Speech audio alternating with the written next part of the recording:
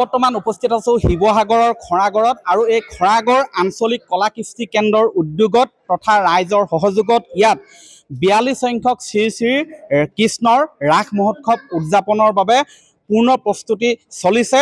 অহা 5, 6 আৰু 7 নৱেম্বৰত ইয়াত শ্ৰী শ্ৰী কৃষ্ণৰ ৰাস মহোৎসৱ ইয়াত পালন কৰা তথা উদযাপন কৰা হ'ব। আৰু এই ৰাস মঞ্চত এই স্থানতে যি এগৰাকী অভিনেত্ৰীয়ে ইয়াত আচলতে এই ৰাস মহোৎসৱ যিহেতু 42 সংখ্যক হৈছে এবাৰ এই ৰাস মহোৎসৱত এবাৰ অভিনেত্ৰী অমৃতা গগৈয়েও ইয়াত অভিনয় কৰিব এটি বিশেষ চৰিত্ৰত।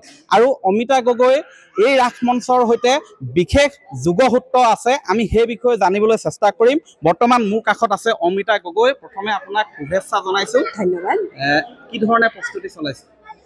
আচলতে এই ৰাসভাগ মানে সম্পূৰ্ণই বেলেগ, যিহেতু আপুনি কৈছেই।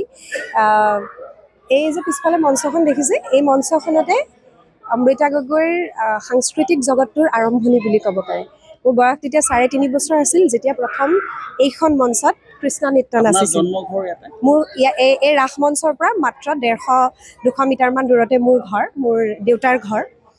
গতিকে আমাৰ কাৰণে কেনেকুৱা হয়, এই নৱেম্বৰ শেষৰ ফালে বা নৱেম্বৰ মাজমানত যেতিয়া ৰাস হয় তাৰ এমাহ আগৰে পৰা এখন মঞ্চত আখৰা চলে। ৰাতিপুৱা 4:30 বজাত প্ৰথম খোলৰ শব্দটো শুনো ঘৰৰ পৰা। খোলৰ শব্দটো শুনাৰ লগে লগে আমাৰ এনেকুৱা হয় যে ৰাতিপুৱা 4:30 উঠিব লাগে। প্ৰথমে আমি ইয়ালৈ আহোঁ। ইয়াত আমি এই ধূলিৰে বালিৰে চব বাগৰি মেলি প্ৰথমতে ইয়াত আমি ৰাসৰ আখৰা কৰোঁ। আখৰা কৰি তাৰ পাছত ঘৰলৈ যাওঁ। ঘৰলৈকে তাৰ পাছতহে হোমৱৰ্ক টাইম। মানে এতিয়া ল'ৰা ছোৱালীৰ যিটো শৈশৱ, সৌভাগ্যক্ৰমে মোৰ শৈশৱটো তেনেকুৱা নাছিল। মই যিকোনো ইণ্টাৰভিউত কওঁ, য'তে যাওঁ তাতেই কওঁ যে মোৰ শৈশৱটো একেবাৰে গাঁৱৰ ভিতৰৰ। বৰ্তমান আমাৰ গাঁওখন হৈছে খৰাগড় ঘোঁৰাচোৱা গাঁও আৰু এয়া খৰাগড় কলা কৃষ্টি কেন্দ্ৰ। ইয়াত 3.5 বছৰ বয়সত কৃষ্ণ নৃত্য নাছিলোঁ। 5 বছৰ বয়সত প্ৰথম এইখন মঞ্চতে থিয় হৈ আকস্মিক বক্তৃতাৰ বাবে মাইকত কথা ক'লোঁ। ইয়াতেই কবিতা আবৃত্তি কৰিবলৈ শিকিলোঁ। গান মই জীৱনত কেতিয়াও গাবই নোৱাৰিলোঁ, তেতিয়াও নোৱাৰিলোঁ, এতিয়াও নোৱাৰোঁ। মই দৈৱকীৰ চৰিত্ৰত অভিনয় কৰিম। আৰু 15 বছৰমানৰ আগতে শেষবাৰৰ বাবে মই যেতিয়া পঢ়িবলৈ ওলাই যোৱা নাছিলোঁ, মই 2007 চনত গাঁৱৰ পৰা ওলাই গৈছিলোঁ। আৰু সেই তেতিয়াই শেষবাৰৰ বাবে এইখন মঞ্চত মহাৰাসৰ কৃষ্ণ নাচিছিলোঁ।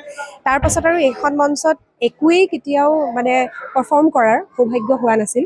কিন্তু ইয়াত এতিয়া তাৰমানে এইবাৰ যে ৰাস কৰিবলৈ আহিছোঁ, কোনো এনেকুৱা নহয় যে মই অভিনেত্ৰী হিচাপে চব নিজৰ ঘৰৰে মানুহ। মই প্ৰথম আহিয়েই সুধিছোঁহি যে এতিয়া ৰাস কোনে শিকায়। আমাক তেতিয়া শিকোৱা ছাৰজন আহেনে? তেখেত এতিয়া নাহে বুলি কৈছে, বেলেগে শিকায় বুলি কৈছে। মই এতিয়া ভাবি আছোঁ যে আকৌ সুধিম যে তেখেত ক'ত এতিয়া, কেনেকৈ আছে। দুৰ্গেশ্বৰ ছাৰ আছিলে, তেখেতে ৰাস শিকাইছিলে। ৰাতিপুৱাই চাইকেলখন লৈ আহে। পিছলৈ তেখেত এখন বাজাজ স্কুটাৰ আছিলে, সেইখন লৈ আহে। গতিকে মোৰ কাৰণে এই মঞ্চভাগ সদায় বেলেগ আচলতে। আৰু মই যেতিয়াই আহোঁ তেতিয়াই এতিয়া যিহেতু কৰ্মসূত্ৰে আমি চব গুৱাহাটীত থাকোঁ আৰু বিবাহ সূত্ৰে মই যোৰহাটৰ বাসিন্দা। ইয়ালৈ অহা অকণমান কম হয়, কিন্তু এই ঠাইখিনি এতিয়া সোমোৱাৰ লগে লগে এই ঠাইখিনিৰ আৱেগটো, এই ঠাইখিনিৰ মাটি, এই ঠাইখিনিৰ বায়ু, এই গোটেই বস্তুখিনি একেই আছে আৰু সদায় একে থাকিব।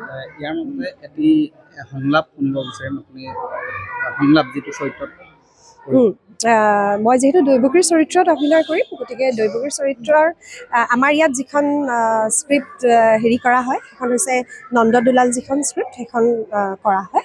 তাতে দৈৱকীৰ এটা ডাইলগ আছে, কংসই যেতিয়া দৈৱকীক কাটিবলৈ আহে তেতিয়া তেওঁ মানে মাকৰ যিটো মমতা, মাকৰ মমতাৰে সন্তানটো লৈ থাকে। তেতিয়া বসুদেৱে প্ৰতিজ্ঞা কৰে যে মোৰ সন্তান যেতিয়াই দৈৱকীৰ সন্তান যেতিয়াই ভূমিষ্ঠ হ'ব, মই তোমাৰ হাতত দান কৰিম। তেতিয়া দৈৱকীয়ে কয়, অসম্ভৱ স্বামী, পৃথিৱীৰ নতুন অতিথি সৰগৰ দেৱকীকো সৰল নিষ্পাপ, সিহঁতৰ প্ৰাণৰ বিনিময়ে জীৱন ভিক্ষাৰ মোৰ নাই প্ৰয়োজন। এই ডাইলগটো এতিয়া মই ধৰক থিয় থিয় কৈ আছোঁ, কিন্তু যেতিয়া মঞ্চত কওঁ মই প্ৰত্যেকবাৰে আৱেগিক হৈ যাওঁ। কাৰণ ক'ৰবাত মই নিজেও এতিয়া মাক, মোৰ ছোৱালী এজনী আছে, ক'ৰবাত মানে সেই দৈৱকীৰ মমতাময়ীৰ হৃদয়ৰ পৰা ওলোৱা এই সংলাপখিনিত মই প্ৰত্যেকবাৰে আৱেগিক হওঁ মঞ্চত। কেতিয়াও মানে এনেকুৱা নহয় যে মই কান্দিব লগা হয়, নিজে নিজে চকু পানী ওলায় মানে। আৰু এইবাৰতো এইখন মঞ্চত অভিনয় কৰিবলৈ পোৱাটো মোৰ কাৰণে সৌভাগ্য, মোৰ কাৰণে আশীৰ্বাদ। কাৰণ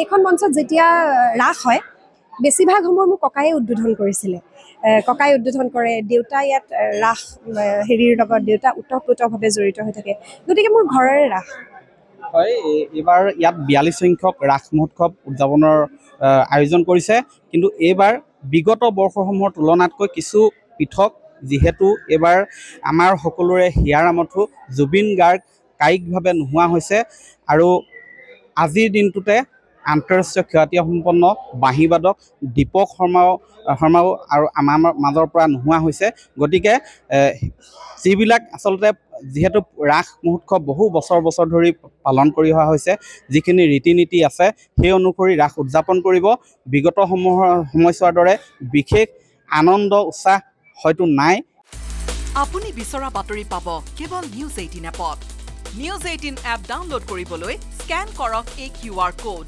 গুগল প্লে ষ্টৰতো পাব এই নিউজ 18 এপ